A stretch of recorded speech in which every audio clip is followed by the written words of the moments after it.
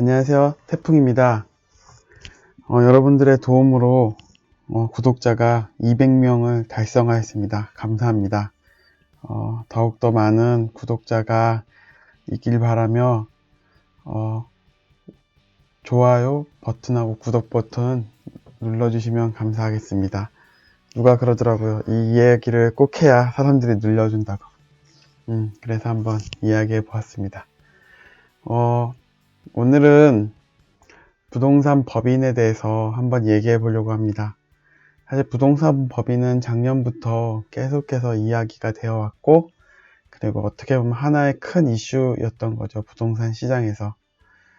정부에서도 계속해서 면밀히 보고 있고, 실제로 일부 법인들에 대해서는 실사가 나오기도 하고, 일부 공유 오피스에 대해서는 사업자가 안 나오기도 하는 그런 소문을 들었습니다.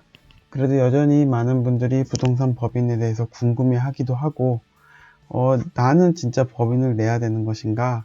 이 어디에도 사실 명확한 정보가 없거든요. 그래서 많은 궁금함을 갖고 계시고, 단톡방 같은 데에서도 꼭 한 번씩 나오는 주제거든요. 법인에 대해서.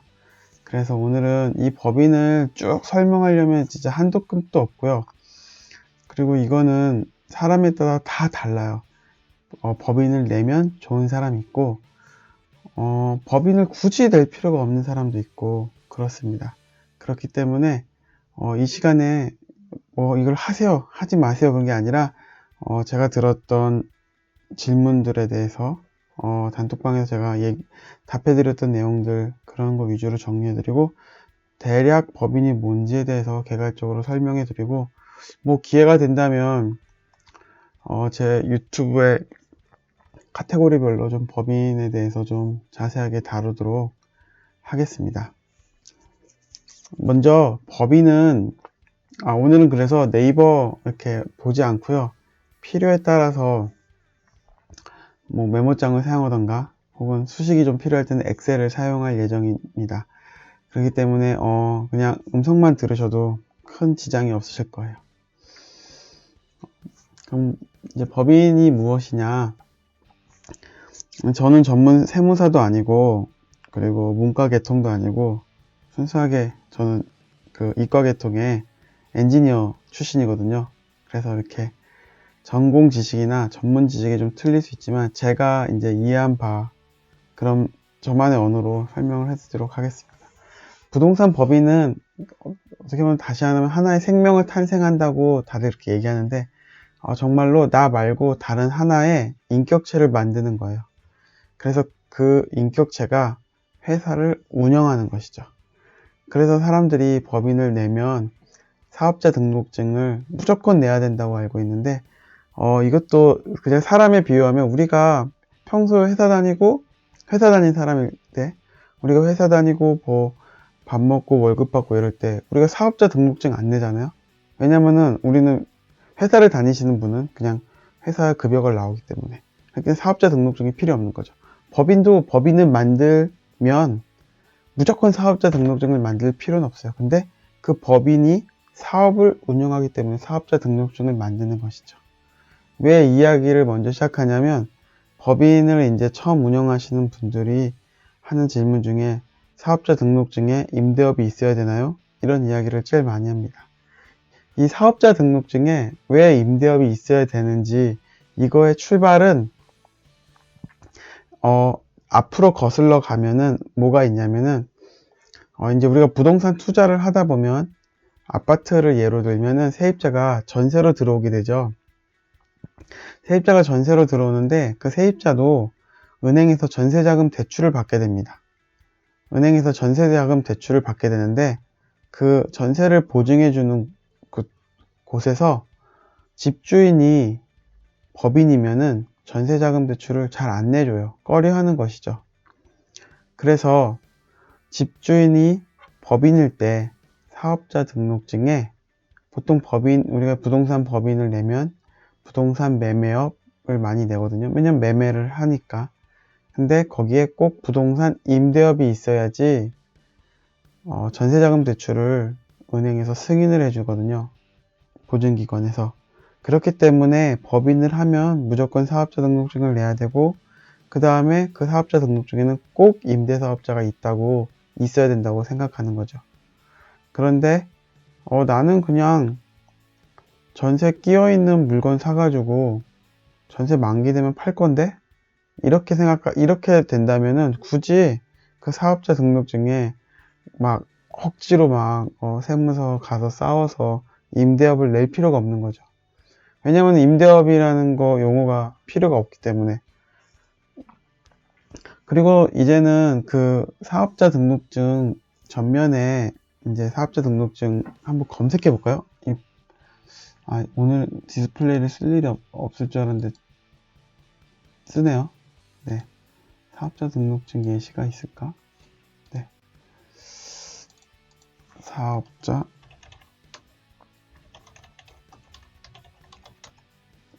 등록증 이미지가 있을까요?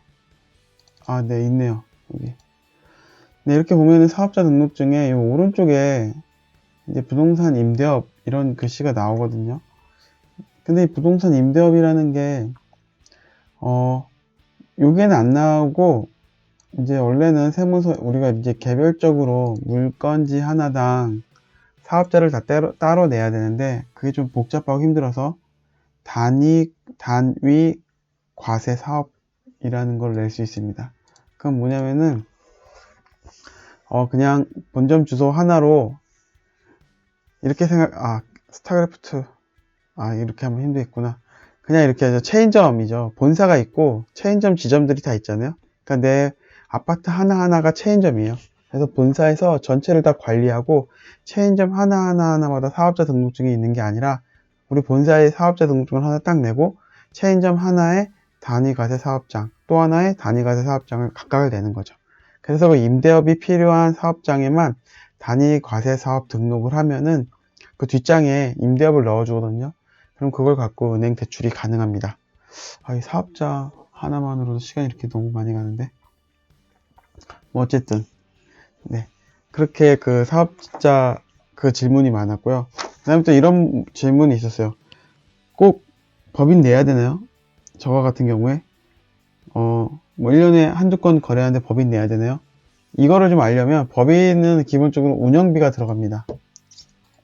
운영비가 뭐가 들어가냐면은 일단은 사무실 임대 비용이 들어가죠. 사무실 비용. 사무실 비용이 공유 오피스 같은 경우에 적게는 50만원에서 많게는 150만원씩 들어가죠. 사무실 임대 비용이 들어가고, 그 다음에 세무사 기장료가 들어갑니다. 세무사 기장료가 뭐냐면은 매달 내가 쓴 비용에 대해서 집으로 치면 가계부를 작성하잖아요. 이번 달에 얼마가 들어왔고 얼마가 나갔고. 이제 법인은 세무사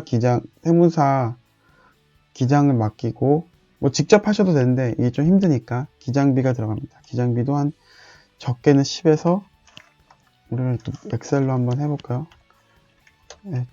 세무사 기장 적게는 10에서 많게는 15만원 부가세 들어갈 수 있는데 이렇게 들어가죠. 사무실 비용을 한 달에 5만원에서 10만원 이렇게 할까요? 그러면은 우리가 1년에 12달이죠. 12달이니까 네, 벌써 얼마가 들어가나요? 곱해보면은 곱하기 12. 네, 적게는 180만원에서 많게는 300만원까지 1년에 들어갑니다. 여기서 매달 기장료가 들어가는데 기장료 말고 1년에 한 번씩 우리가 법인세 신고를 하거든요. 그러니까 우리가 직장인 같은 경우에는 연말정산을 통해서 내가 그동안 냈던 세금에 대해서 더 내거나 돌려받고, 혹은 사업하시는 분들은 5월 종합소득세 신고할 때 그 1년치 소득에 대해서 세금을 내고 하는 과정을 거치는 것처럼 법인도 3월에 법인세 신고를 하고요. 그 법인세 신고를 할 때 그 법인세 신고 비용을 따로 냅니다. 따로 내기 때문에 그게 조정료라고 하는데요. 조정료. 요게 이제 세무사마다 다른데 거의 물건이 없다 300 30만 원? 뭐 물건이 많다 뭐 150, 300 뭐 이렇게 많아요. 그래서 아무리 못해도 한 1년에 법인을 운영한다 하면은 약 200만 원에서 많게는 뭐 4, 500만 원 정도의 비용이 들어가는 거죠. 이렇게 비용이 들어가기 때문에 계산을 해 보셔야 돼요. 내가 이 법인을 운영할 때 운영함으로 인하여서 얻는 이익이 과연 200만 원, 300만 원 이상인지 아닌지. 네, 그리고 이게 법인을 운영하면 생각보다 신경 쓸 게 되게 많거든요. 뭐 그런 것들에 대해서 고민을 해보시고 법인을 운영할지 말지를 고민하시면 돼요. 또 하나 질문들이 부동산이 법인을 꺼려요. 그래서 법인을 투자하기가 겁나요. 이런 질문이 있었어요. 그 부동산이 법인 투자자들이 요즘에 많아졌잖아요.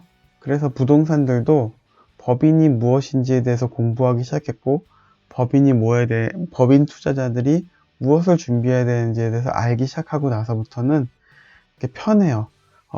법인 투자자들이 많이 들어갔던 지역들의 부동산은 잘 알죠. 뭐 예를 들어 송도나 동탄2 같은 경우에 부동산에서 법인 투자자들을 많이 상대했기 때문에 사업자 등록 중에 임대업이 있어야 되는 건지도 다 알고요.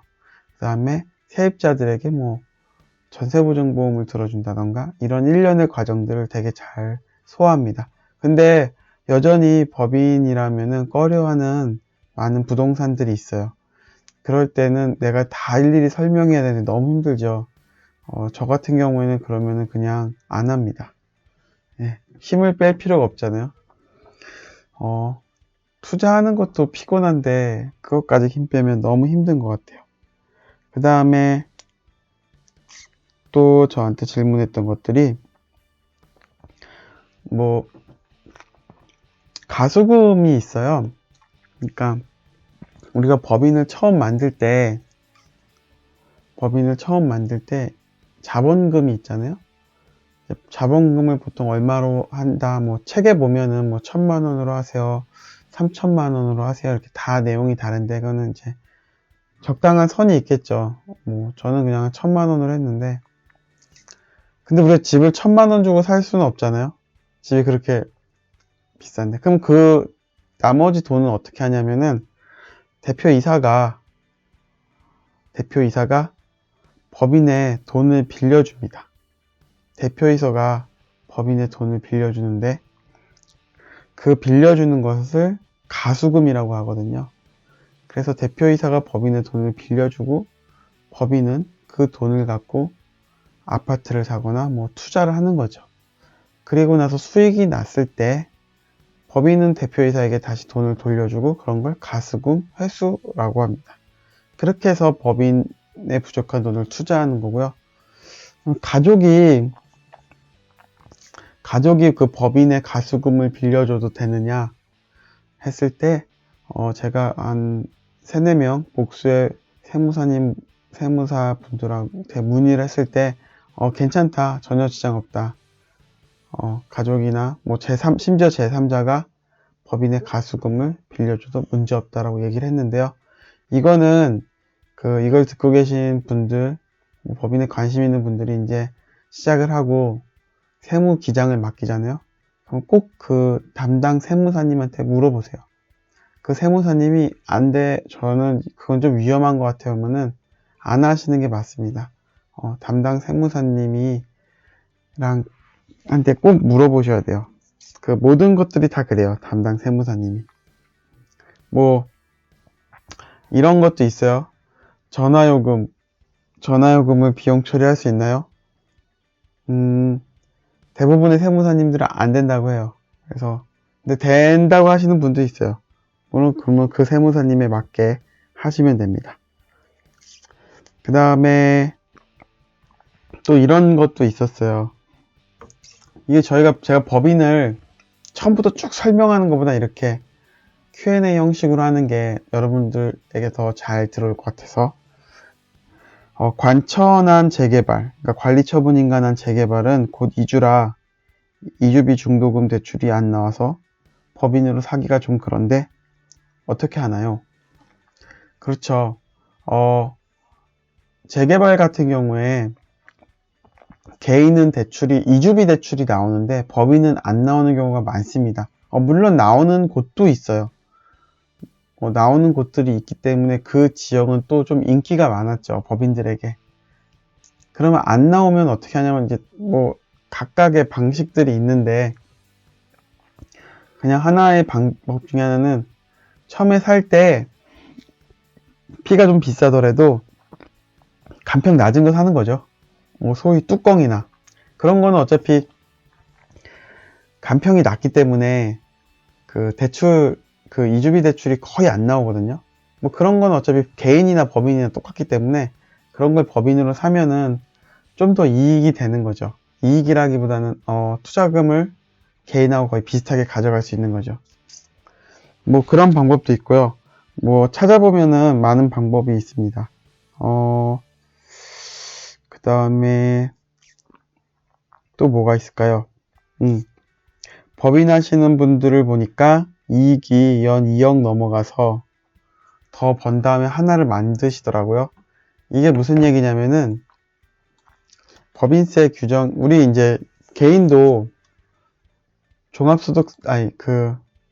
우리 소득세 구간이 있죠. 소득세 구간 검색해 볼까요?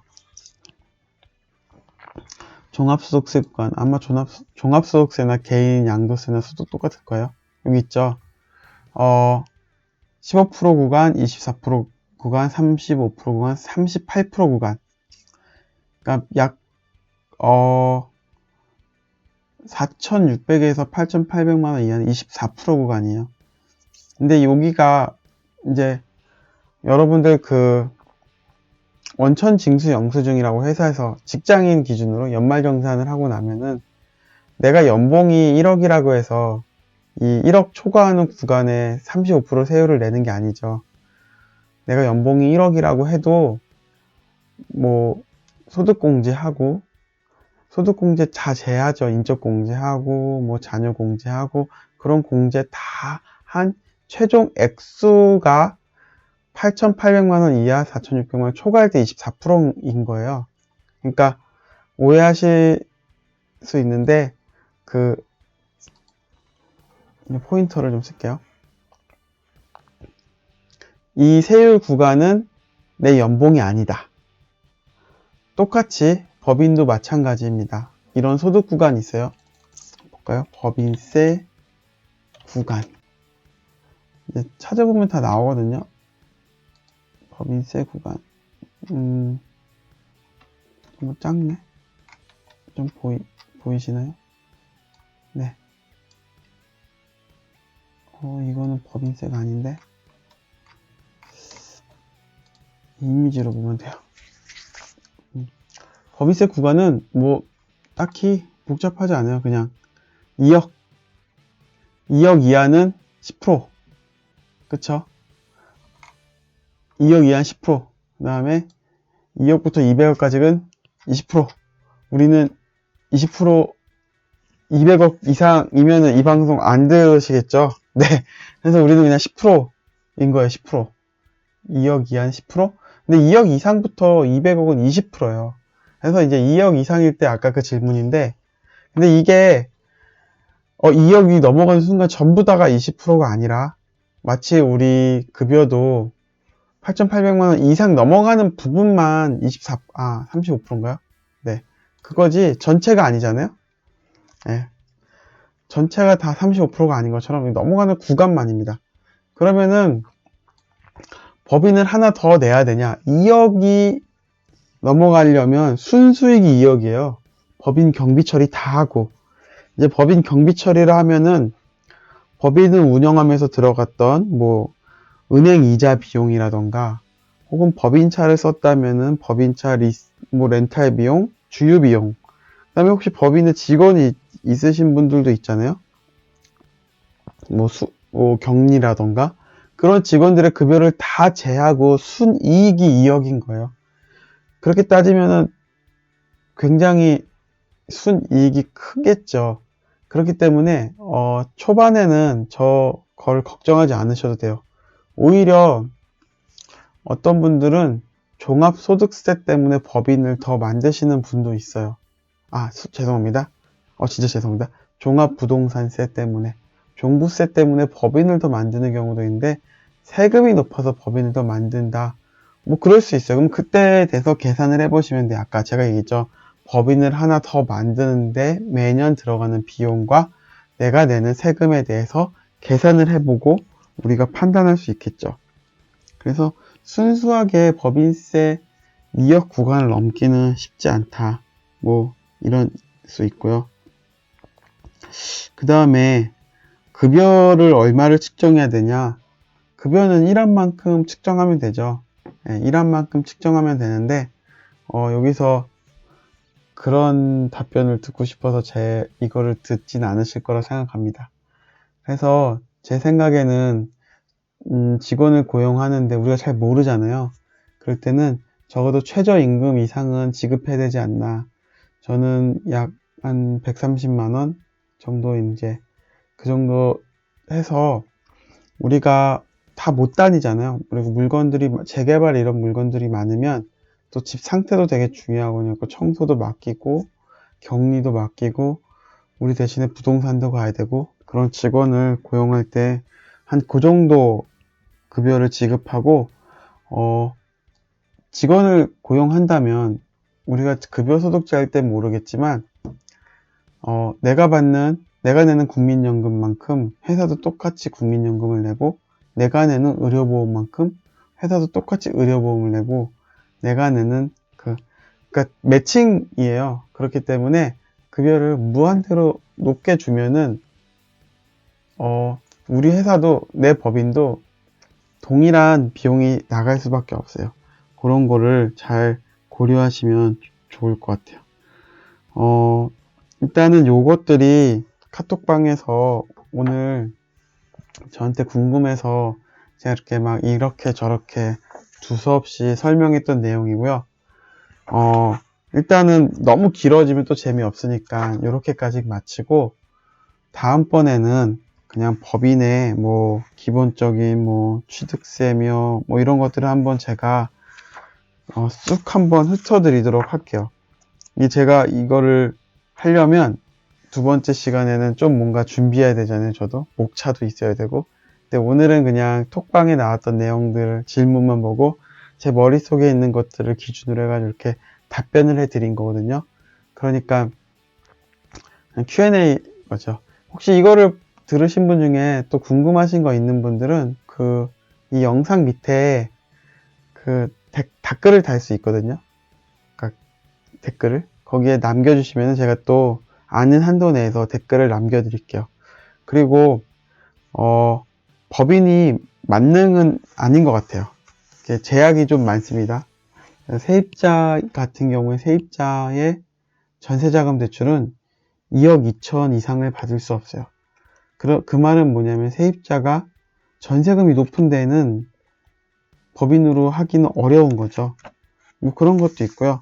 법인으로 84제곱미터 이상, 그러니까 국평이라고 하죠. 84제곱 이상의 그 아파트를 취득하고 매도할 때에는 또 부가세를 내거든요.